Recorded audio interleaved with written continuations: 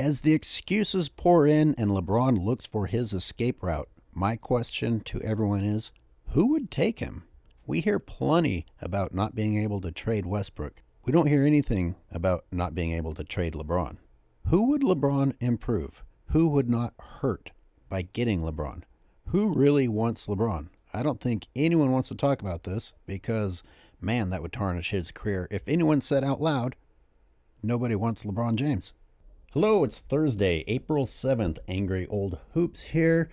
Welcome back. I'm glad to have you. A lot to unpack today. Let's see, we got the comment about joining up with Steph Curry. We've got the recent elimination.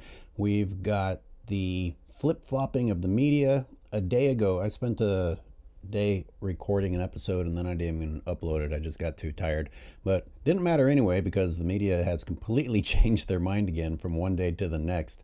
And I was going off on how even though the Lakers were eliminated, everybody, almost everybody, not quite everybody, but everybody was saying that, again, it doesn't hurt LeBron's legacy. Every headline as I'm scrolling through YouTube, does this hurt LeBron's legacy? I don't even have to click play to know the answer. I do it just to get myself pissed off and riled up.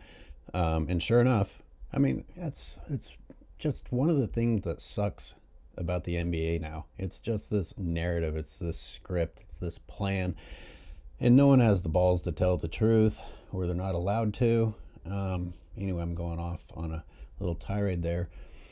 And again, today, hearing about how this doesn't hurt LeBron's legacy, and that one person says, well, this doesn't hurt his legacy, but if he doesn't figure it out, that might hurt his legacy. And by figure it out, what they mean is, what super team can he assemble this time?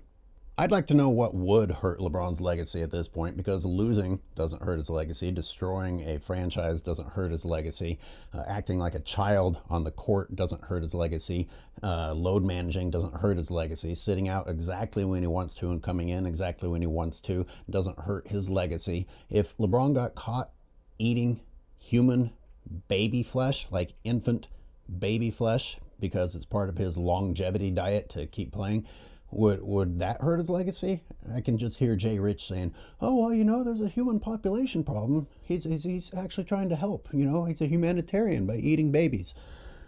And on top of all this, we've got the Warriors tonight. Is he going to come back after 5 games of rest and play against the Warriors in pursuit of the scoring title, which would be a good game for him to come back, because the Warriors are not good. I'm sorry, they're not. And I am a Warrior fan, but they do not have their shit together, and they're so small that a team like the Lakers just eats them up. And while the tiny little Warriors are getting smashed up inside, that gives LeBron James a wide open lane to the basket like last time. I mean, I've never seen anyone have so many layups in my life. Which brings us to the next topic of saying, yesterday, everybody was saying how he should not go for the scoring title because, you know, he sat out these games and they got eliminated and whatnot. And today they're saying go for it. How can you feel that strongly about something yesterday and then change your mind today? Of course, the worst one is Shannon Sharpe, and for whatever reason, Skip agreed with him. Can you imagine being on that team? Can you imagine being a Laker and dealing with this horseshit?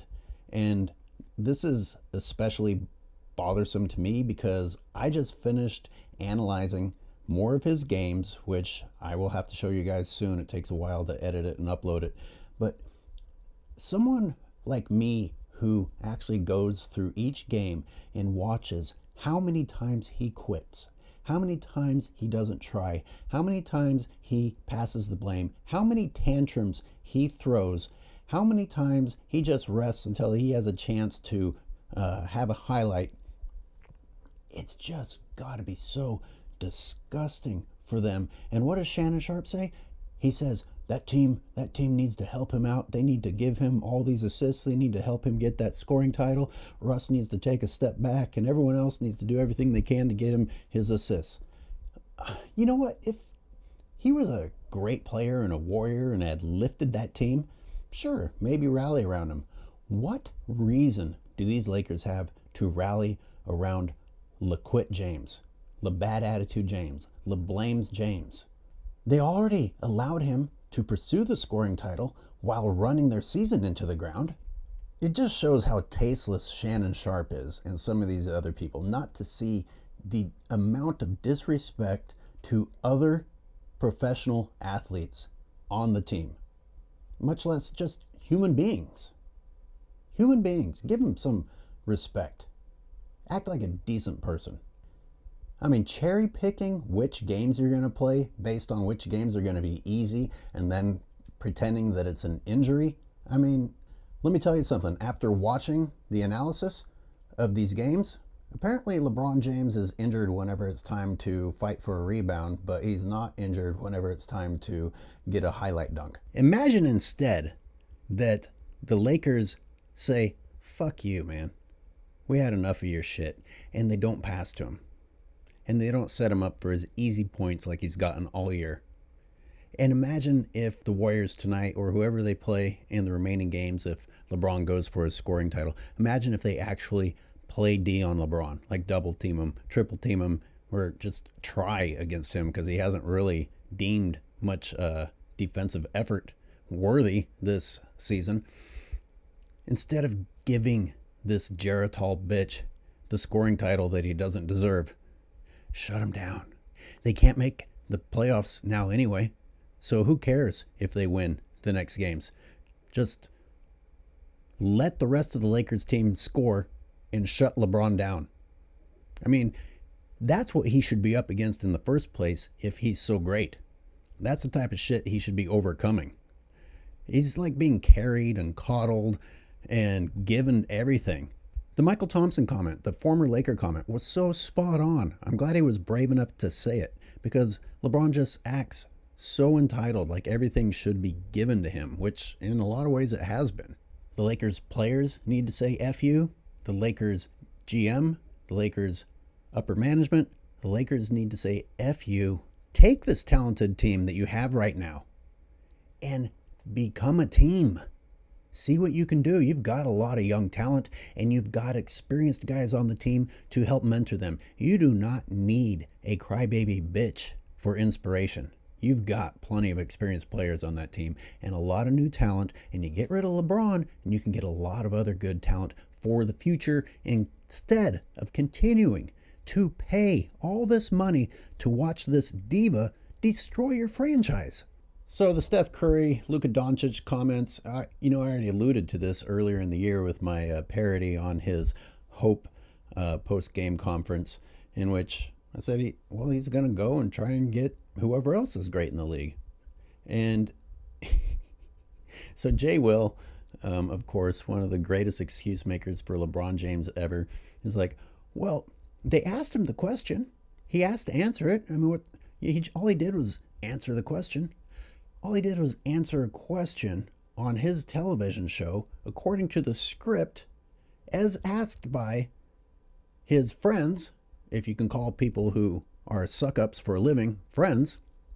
Hey, so here's what you're going to ask, and I'm going to act like I wasn't quite expecting it and think about it.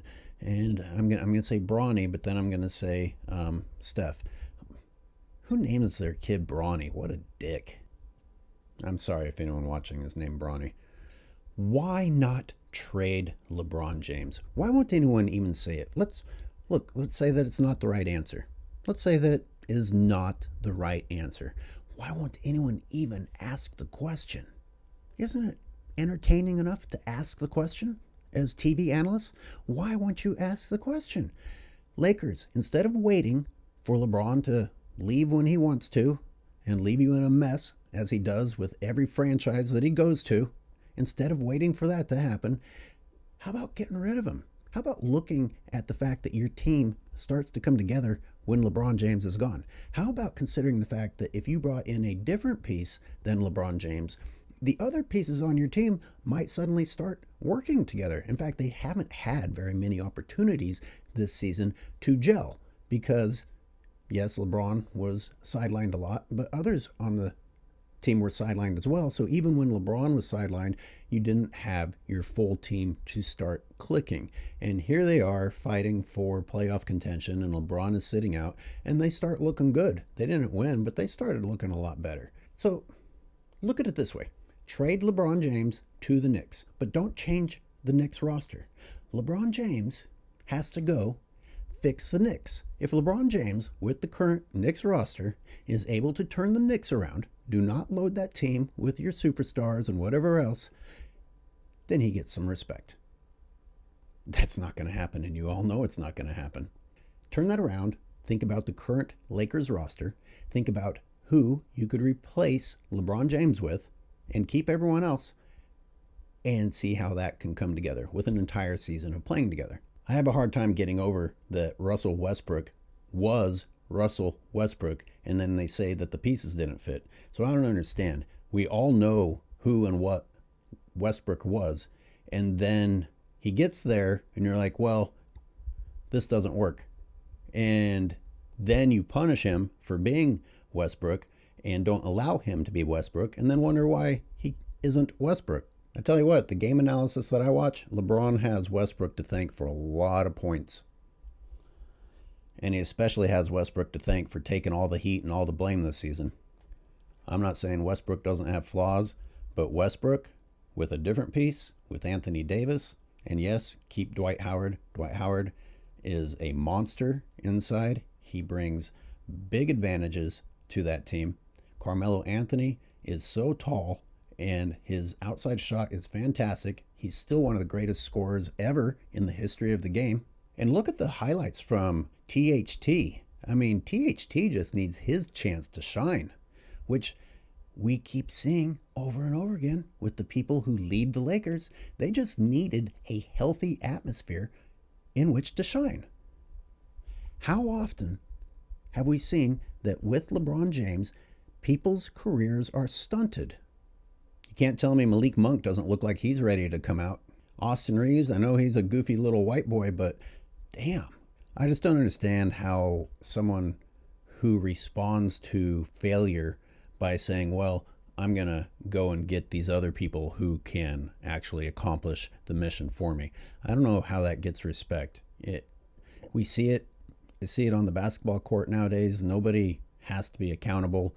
If they suck, they just make an excuse instead of saying, hey, sorry, I'll be better. I remember when I was younger getting in a fight on the courts, and we had just run a team off the court, and the guy was talking smack and got in a fight and beat his ass. And what does he say? He says, I'm going to come back with 40 of my boys and beat your ass. And I was like, have things changed that much that your response to getting your ass kicked is, I'm going to bring a gang to fight you? I don't understand today's people. And I gotta blame the LeBron James era of the NBA for setting a bad example.